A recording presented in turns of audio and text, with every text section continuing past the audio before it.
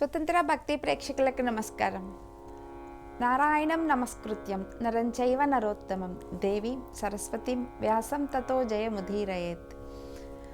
So భారతంలోని పాత్రలు చెప్పుకుంటున్నాం కదా, ఇంకా ఈరోజు భీష్ముడి గురించి మాట్లాడుకుందాం.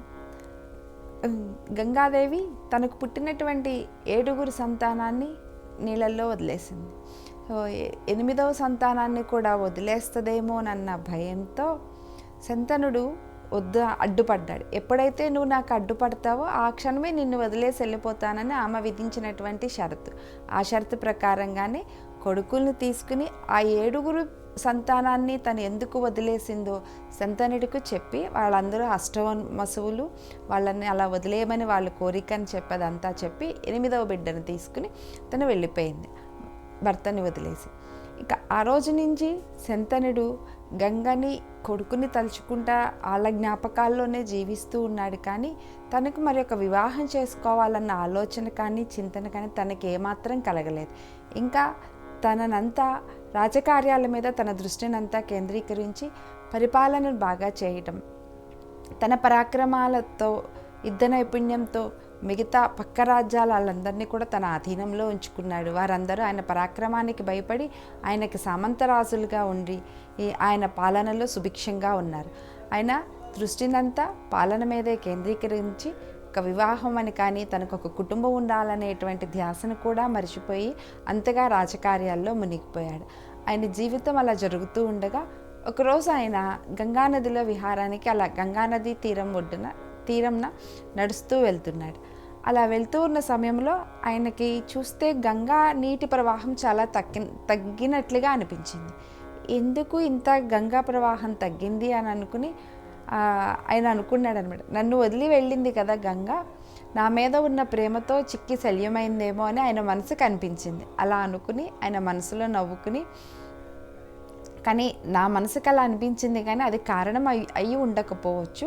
ఇంత ప్రవాహం ఉధృతంగా ఉండేటువంటి గంగా ప్రవాహం తగ్గటం ఏంటి, అసలు కారణం ఏంటో చూద్దామని ఆ తీరం వెంట నడుస్తా ఇంకా కొంచెం ముందుకు వెళ్ళేటప్పటికి అక్కడ దేవేంద్రుడితో సమానమైనటువంటి వర్చస్సు, అంతటి శక్తి సామర్థ్యాలు కలిగినటువంటి బాలుడు విలువిద్యని అభ్యాసం చేస్తున్నాడు. అతను బాణాలతో దేవతుల్యమైనటువంటి గంగానదిని ఆపేశాడు అనమాట. అతనంతా చూడంగానే ఆ అబ్బాయిని చూడంగానే శంతనుడికి చాలా ఆశ్చర్యము, ఆనందం కలిగి ఒక తెలియని మనసులో పుత్రవాత్సల్యం కలిగిందనమాట. అవతల ఉన్నటువంటి బాలుడు కూడా అతని తండ్రి సమానుడిగా భావించి నమస్కరించాడు. ఆ క్షణం ఇంకా అక్కడ వరకే వాళ్ళిద్దరి పరిచయం, ఇంకేం మాట్లాడుకోలేదు. బాలుడు వెళ్ళిపోయాడు. ఆయనకి ఆ బాలుడిని చూస్తుంటే తన కొడుకేమో అన్నంత భావన కలిగిందనమాట. ఆ భావనతో ఆయన గంగాదేవిని స్మరించుకున్నాడు మనసులో. ఆయన స్మరించిన వెంటనే గంగాదేవి తన కొడుకుతో సహా ప్రత్యక్షమైంది. ఆ బాలుడిని చూడంగానే ఆయనకు ఆశ్చర్యం వేసింది. ఇంతకుముందు నేను చూసిన విలువిద్య అభ్యాసం చేస్తున్నటువంటి బాలుడు నా కుమారుడేనా అని ఆనందం కలిగింది. వెంటనే గంగాదేవి ఆ బాలుడి చేతిని శంతనుడి చేతిలో పెడుతూ, ఓ రాజా, మీకు మాట ఇచ్చిన ప్రకారంగా నేను తీసుకెళ్ళినటువంటి 8వ కుమారుడితడు. ఇతనిని సకల విద్యా పారంగతుని చేశాను.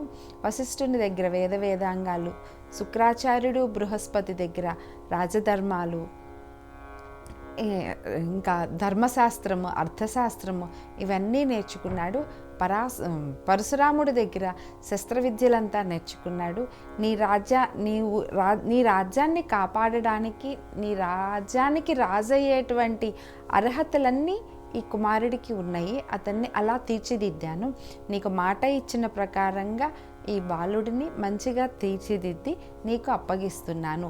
ఇతన్ని తీసుకెళ్ళి నీవు రాజ్యపాలన చేయించుకోవచ్చు అని గంగాదేవి చెప్పి కొడుకుని అతనికి అప్పచెప్పి ఆమె వెళ్ళిపోయింది. ఇంకా ఎన్నో సంవత్సరాల నుంచి కొడుకు దూరమై ఉన్నాడు.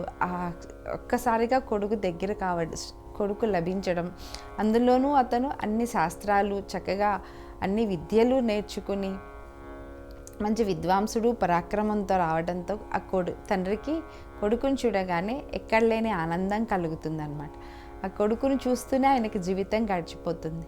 కొడుకుని తీసుకెళ్ళి యువరాజ పట్టాభిషేకం చేయాలి అనుకున్నాడు. కొడుకుతో చక్కగా కాలక్షేపం చేస్తున్నాడు. ఎందుకంటే అప్పటి వరకు పాలన మీద దృష్టి పెట్టాడు, ప్రజలందరూ సుఖ సంతోషాలతో ఉన్నారు. అలానే పరిపాలనని పక్కన పెట్టారని కాదు, అవి చూస్తూ ఉన్న ఎక్కువ సమయం కొడుకుతోనే గడుపుతున్నాడు. ఎన్నో సంవత్సరాలు దూరమైనటువంటి కొడుకు ఒక్కసారిగా లభించినప్పుడు మరి ఆ కొడుకుతో గడపాలని ఉండటం సహజమైన కోరికే కదా. అలా కొడుకుతో గడుపుతూ తన జీవితాన్ని కాలక్షేపం చేస్తున్నాడు. సెలవు. నమస్కారం.